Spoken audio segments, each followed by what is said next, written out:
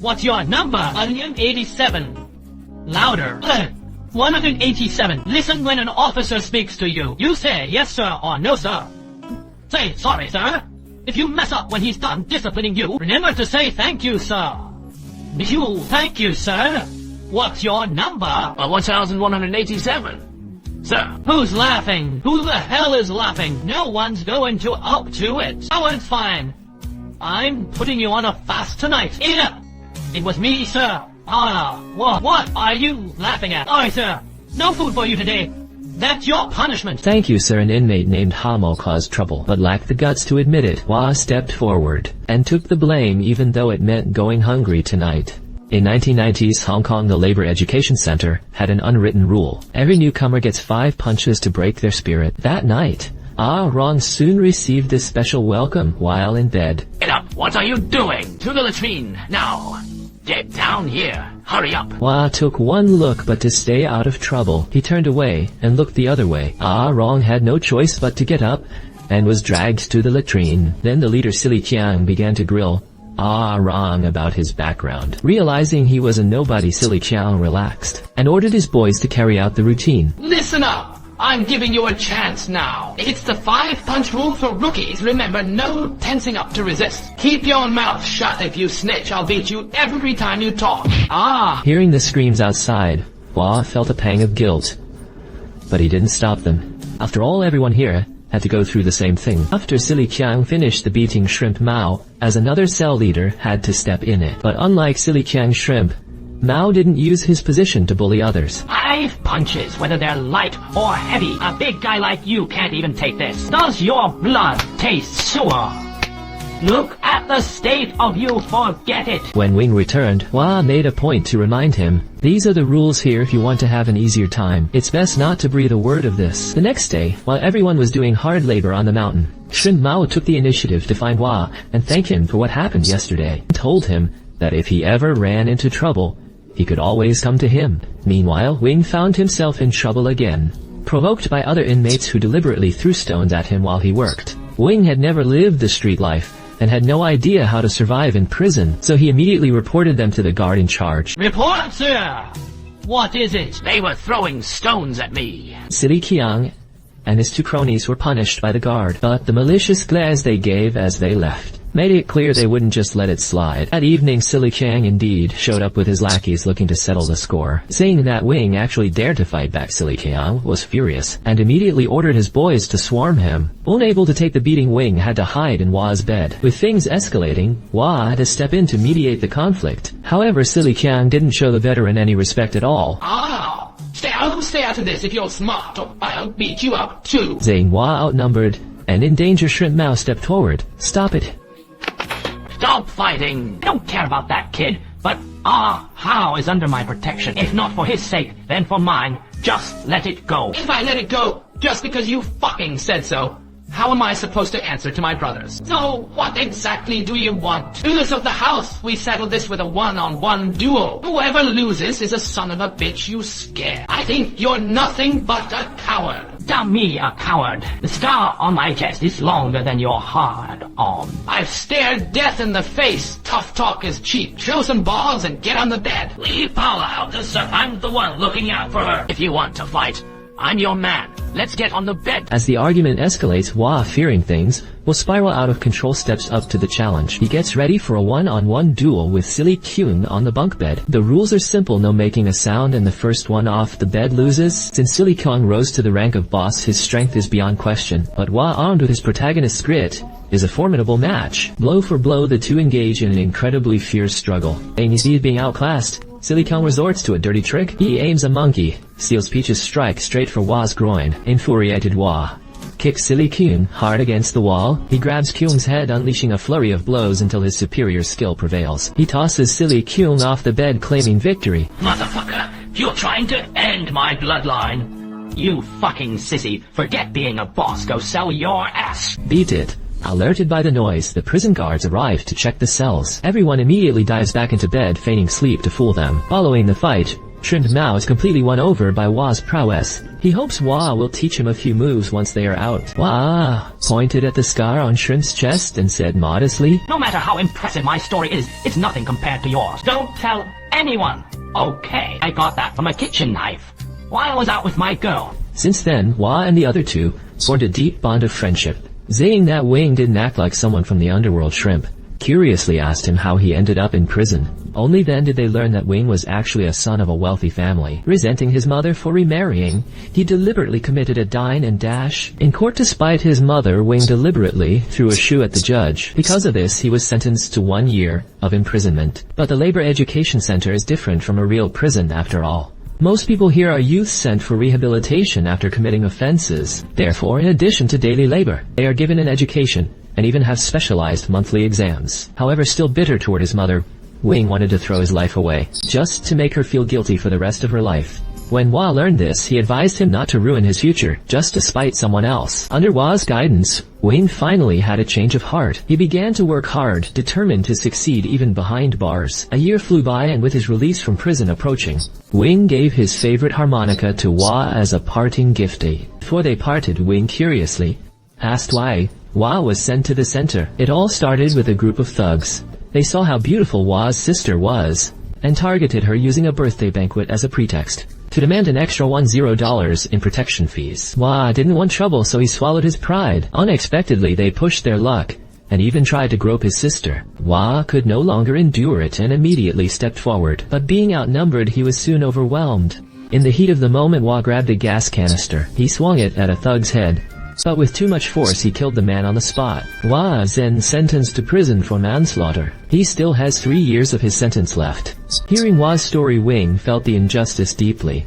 It's so unfair to be branded a criminal for life, just for one mistake. Fairness, that's a luxury we poor people can't afford. Soon the results of the university entrance exams were released. Hua and Wing topped the list as the top scholar in 3rd place. Impressed by their hard work, the warden grew to admire them. To protect their future from the swarming reporters, he gave them each a paper bag to cover their faces. Despite the joy, Hua felt a deep sense of melancholy. For the rich, hell is heaven. For the poor, life is just endless wandering.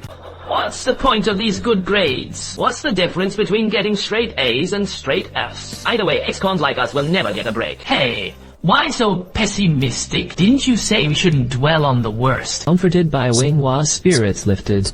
He then asked Wing to find his girlfriend Xiaohui after his release, and tell her that he's being transferred to another prison next month. Soon Wing was released from the center. His first priority was to visit the cafe where Xiaohui worked, to break the news of Hua's transfer. He urged her to visit Hua in prison more often. He doesn't want me to see him there. He's lying. You have no idea how much he misses you. He stares at your photo every day. Encouraged by arouse, Xiaohui finally found the courage to visit Hua in prison. Reunited after so long, Hua is thrilled to see his girlfriend. He reassures her that he's eating and sleeping well, and has even picked up some great culinary skills in the kitchen. He says once he's out, even just selling lunchboxes would be enough to make a fortune. 3 years fly by. Hua completes his sentence and is finally released. Rong and Xiaohui have been waiting at the gates. The reunion is full of joy. Rong organizes a barbecue party to celebrate his homecoming. But amidst the celebration, Rong shares some unexpected news. It turns out he still hasn't made peace with his past, but he refuses to just wither away at home. He decides to study abroad between brothers. Words are unnecessary. Hua sincerely hopes Rong returns from his studies, successful and accomplished. Meanwhile, after his release, Hua's job hunt is met with rejection at every turn because of his criminal record. No company will hire him despite his Zhuangguan academic ranking. What's the use of being a top scholar from prison? With a record, you don't stand a chance at the good jobs. You're like a monkey, oblivious to your own flaw. These past few years, if your sister hadn't been working to support the family, you wouldn't have a scrap to eat. Crushed by the weight of reality, Hua abandons his dream of university and takes up grueling labor at a repair shop, also teaching at an adult school at night to make ends meet. One night, while teaching, Hua spots a familiar face in the crowd. Let's take attendance. Are there any new students joining us today? Yo, that's me. My name is Balaham Mu's arrival, offered Andy a glimmer of hope. Hearing that Andy was struggling, Ham Mu tried to recruit him into his gang. So you're looking to take me on as your lackey? I wouldn't dare. I want to introduce you to my big brother. If you're asking me to join the life, I can't do it. Hey, Don't look down on the life. It's a gold mine. Despite his hardships, Andy held on to his principles and turned down Hammu's offer. But trouble has a way of finding those who seek peace. One day on his way home, Andy was intercepted by Brother Cow and his crew. What do you think you're doing? What do I want? I'm here to settle the score. Well, what score? What game? You killed my brother and wounded me. How do we settle that? Brother Cow issued a threat, demanding Andy raise 100k in a week as bereavement money for his brother, or he'd have his legs broken. Just then Andy's father rushed out with a meat cleaver. Stop! You bastards, if you lay a finger on my son, I'll butcher the lot of you. Your son owes me 200. My son and I have 4 balls between us. Come, take them if you're man enough. Not worth my time. Talking to you is beneath me. I'm warning you, I'm not playing around. Cow and his men backed off for now, but they weren't about to let it go. His father kept up his grumbling, but it was clear how much he truly cared for his son. His scolding was only born from the hope that Andy would stay on the right path. A week later, because Andy didn't comply and pay the money, Brother Cow sent men to set his home ablaze. A fire burned Hua's brother, deepening his father's resentment toward him. Upon learning the truth, Hua was filled with regret. His brother's tragedy taught him a hard lesson in the underworld. You are often at the mercy of fate. For the poor, rising up is even harder, eh? To settle the matter, Hua finally followed Shrimp Mao's advice and joined the triad. After all, Brother Cow and Shrimp Mao were in the same triad Ko just joined earlier, which is how he became a boss. Both of them are still under the leadership of Brother 4. Since Shrimp Mao did time for the triad, Brother 4 wouldn't deny him this favor. The next day, Brother 4 summoned Brother Cow to mediate the conflict. Though reluctant, Brother Cow didn't dare disrespect Brother 4 in publicly. You're the boss. Whatever you say goes fine. Pour a cup for Cow, Brother Cow. Please have some tea. Kid, don't say I didn't teach you the rules now that you're in it. Even if we're brothers, there's still a hierarchy, understand? Brother 4, I'll take my leave now. Since Brother Cow drank the tea, he couldn't touch Hua openly, but knowing him, he wasn't about to let this go. Brother 4 didn't just take Hua in as a favor to Shrimp Mao. He wanted to use him for his own gain. He took the chance to mention he had turf in Sim Shatsui East. Their influence had waned. Since Kuen was busted, he wanted the two of them to take charge and stage a comeback. Sim Shatsui East is more chaotic than the Middle East. I'm afraid I can't handle it. In this life, you have to be ruthless. If you don't stay one step ahead, you'll be a low-level thug following orders for the rest of your life. Then I'll go with Wow. This is between you two brothers. If you're short-handed, go find Xiao Pao. Thank you, Brother 4. After leaving Brother 4's place, they both knew that there was no turning back for them. The task was daunting, but high risk usually means high reward. If they could pull this off, their rise to the top was guaranteed. Once they're in power, even Brother Cow would have to think twice before seeking revenge. That night, an ambitious Hana brought Hua a machete, ready to make a name for themselves through their brotherhood. Staring at the cold, sharp blade, Hua's heart tightened. He knew not he held an opportunity or his own doom. While his thoughts raced, the target emerged from the bar. Bia took the lead, flooring the gas and charging toward them. In the blink of an eye, both sides were locked in a bloody brawl, a massive and terrifying clash of steel. Hua had never seen such violence and swallowed hard in fear. Seeing Silly Biao's side losing ground, Hamo roared and charged. He slashed left and right, cutting down several men in an instant.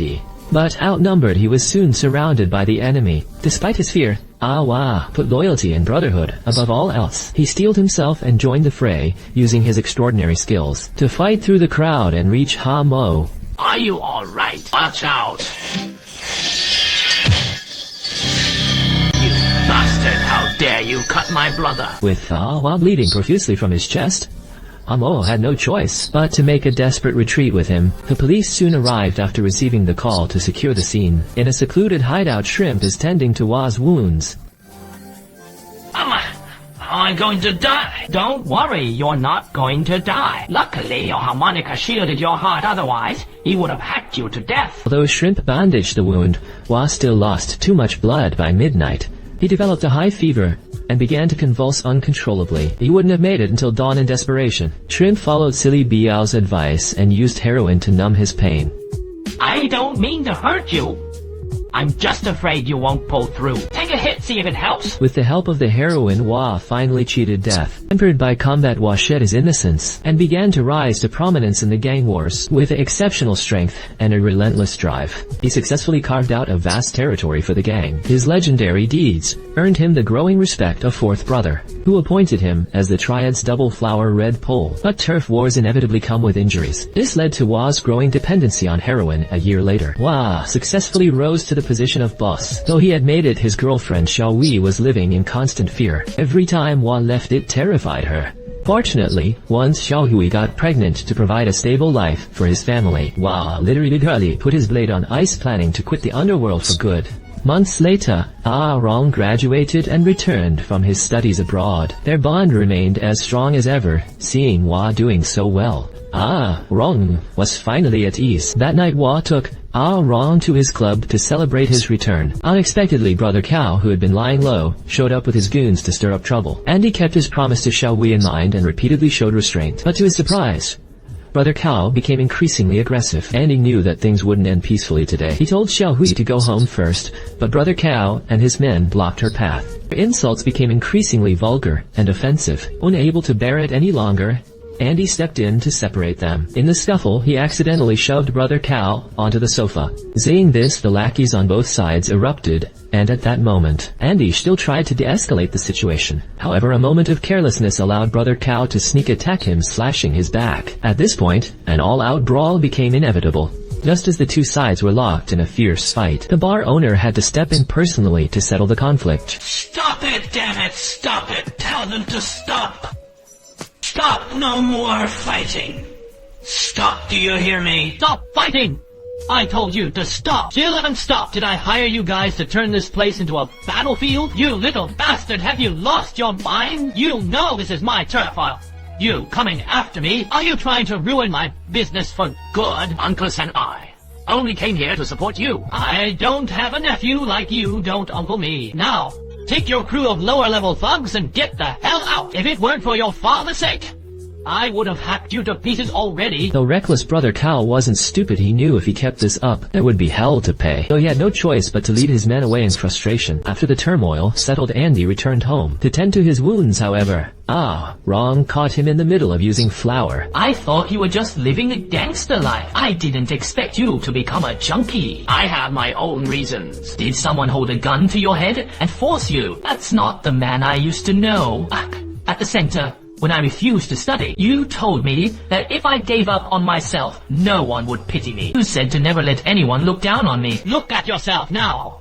Don't say another word. Hua knew that his current status was no longer worthy of Wing. To protect Wing's future, he decided to part ways with him. Wing, unaware of the situation, lashed out at Hua with harsh criticism. Unable to watch any longer, Xiaohui stepped in to speak up for Hua. After all, in his letters to Wing, Hua only shared the good news and hid his struggles. As a result, Wing had no idea about the hardships Hua was facing. Because Wing didn't know the truth, he criticized Hua mercilessly. He doesn't even deserve to be called Hua's brother. Even if you hit me, I'm still going to say it. You bottle up all your grievances and suffer in silence. So you never let me share your burden. How long are you going to keep this up? Do you want to die with all this resentment? I told your brother today not because I want his sympathy or for him to take pity. I went in to understand you. Is that so wrong? Determined not to be looked down upon by Wing, Hua made up his mind to quit drugs. Despite the grueling agony of the process, Hua never thought of giving up. With the support of Wing and Xiaohui, Hua successfully overcame his addiction. Fourth brother called a meeting because of frequent trouble at Uncle Bing's turf. Fourth brother originally intended for Hua and Cao to handle the matter, but after Cao deliberately backed out, the task fell solely on Hua. Little did they know these troublemakers were secretly sent by Cao himself. It turned out Cao had already colluded with the corrupt cop officer Feng. The goal was to set a trap and send Hua Chai behind bars to settle an old score from years ago. Tonight, I'll have Neo bring a group of brothers when they make their move. You know what to do, right? Ma Cao, do you really need to tell me that? I've been on the force for 10 years. You think I'd bust the wrong guy? Don't worry. Officer, Feng, I have full confidence in you. Once it's done, we'll stick to the same arrangement as last time, alright? That night, Hua Chai took his men to settle the trouble, but during the brawl, the cautious Hua Chai sensed something was wrong, so he immediately ordered his brothers to retreat. Under the desperate cover of his men, The three of them managed to escape. Afterward, Wei Shai realized that this was definitely a trap set by Brother Kao. Meanwhile, Brother Kao learned that the police had failed to capture Wei Shai. Fearing he would complain to Brother 4, he struck first by kidnapping Wei Shai's family. Even the boss Brother 4 couldn't escape his treachery. He was tied firmly to a chair. Boss, I've always looked out for you, but you always side with outsiders against me. You brought this on yourself. Why are you still standing there? Take her to the room. Didn't you hear me? I'm going to have my way with her. You think I'd be ashamed to do it right here?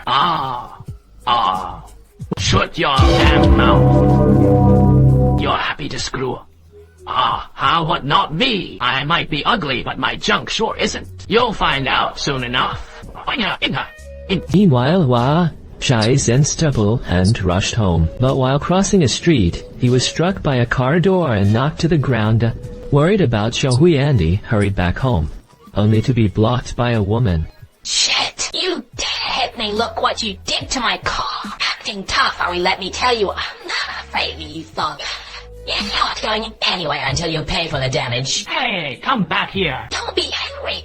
I'll definitely compensate you. What's the use of money? You think this is as simple as being in school? Hey, Xiao was there to help him out. Andy finally managed to break away and reach home, but he was one step too late. Xiaohui and fourth brother were both brutally murdered. Devastated by grief, Andy immediately grabbed a machete, prepared to risk his life for revenge. Against Brother Kao, however, Sir Feng appeared at that exact moment and framed him, pinning the murders on Andy and placing him under arrest. 3C, I suspect you are involved in the deaths of these two victims. You're under arrest? You're under arrest? I didn't kill them. I didn't. It wasn't me. Upon hearing about Andy's situation, Rong rushed to the station to comfort him, vowing to help him seek justice. But the current evidence is heavily stacked against Andy, and with Rong being a fresh graduate, winning this case seemed nearly impossible. For the sake of his brother, he had to set aside his pride and seek help from his stepfather, a prominent lawyer. Uncle, begging you, please help me. Just this once. Alright. I had enough money anyway. The worst that could happen is losing the firm, but gaining a happy family in return. Thank you. Based on Cia Mao's account, Rong soon realized that the school van driver Andy argued with was a crucial lead. So he told Cia Mao to find a way to track down that female driver. The day of the trial arrived to ensure Hua's conviction in one fell swoop. Brother Kao specially enlisted the tough prosecutor, a formidable legal shark. Meanwhile, Shrimp Mao returned to court alone.